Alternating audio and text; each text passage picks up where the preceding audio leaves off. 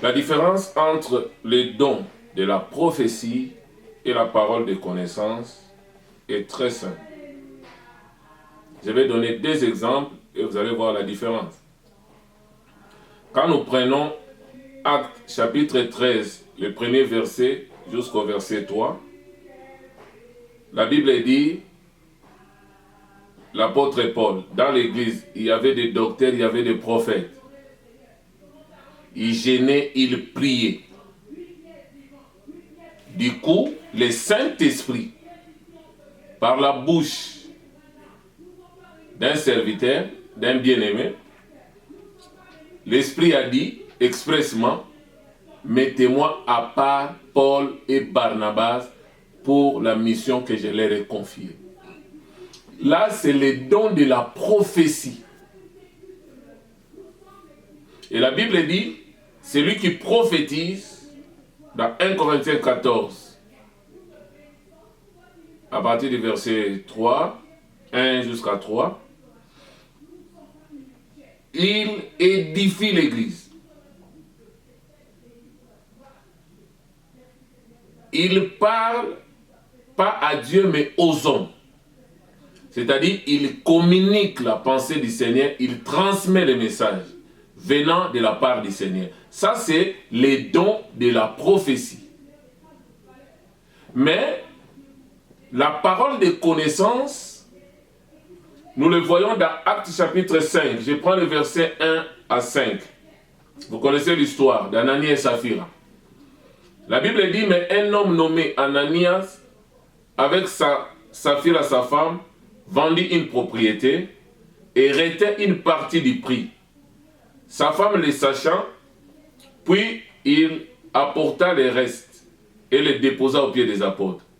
Pierre lui dit, Ananias, pourquoi Satan a-t-il rempli ton cœur au point que tu mentes au Saint-Esprit et que tu aies retenu une partie du prix du champ? C'est ça la parole de connaissance. C'est-à-dire, ils ont fait leurs histoires, leurs complots en secret. Mais Dieu dévoile les secrets. Par la parole de connaissance. C'est-à-dire, c'est lui qui donne la parole de connaissance, il est là dans tout son état. Maintenant, c'est différent avec celui qui prophétise.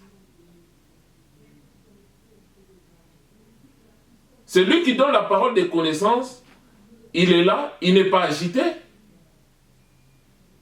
Au moment où tu lui parles, le Saint-Esprit qui est en lui l'atteste que ce n'est pas ça. Ils ont menti, ils ont retenu une partie. Pierre a dit, ce n'est pas à des hommes que tu as menti, mais c'est à Dieu que tu as menti. Du coup, Ananias est mort. Il est tombé sur les champs. Donc, la parole de connaissance révèle les secrets. La parole de connaissance pose les problèmes. Mais c'est la parole maintenant de la sagesse qui résout les problèmes posés par la parole de connaissance. C'est comme un exemple. Ananias, ils ont menti. Dieu a révélé les secrets cachés de leur cœur à Pierre. Mais maintenant, à supposer qu'il n'était pas mort. Donc le problème est déjà là, le problème est posé. Mais maintenant, comment on peut résoudre un problème posé par la parole de connaissance? Il faudrait maintenant qu'il y ait la parole de sagesse pour résoudre les problèmes de la parole de connaissance. C'est pourquoi vous allez voir dans 1 Roi chapitre 3, les versets 16 à 28. Là, nous voyons l'histoire des deux femmes prostituées dont une avait perdu son fils, il a échangé. Maintenant, quand on les a présentées devant Salomon, les deux femmes revendiquaient que l'enfant est à moi, l'autre dit l'enfant est à moi.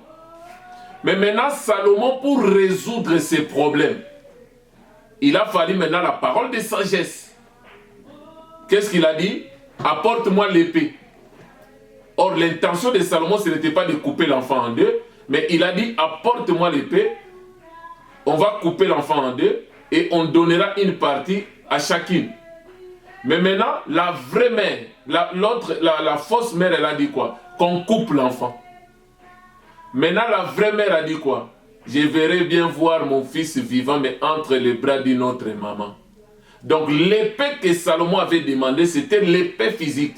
Mais Salomon, avec la sagesse, il considérait cette épée comme étant la parole de Dieu, comme nous dit Hébreux 4, le verset 12, que la parole de Dieu est comme une épée à double tranchant qui peut juger des pensées et des sentiments cachés du cœur de l'homme. Donc, le fait de dire qu'apporter l'épée, Salomon, par la sagesse, il voulait comprendre qui était la vraie mère.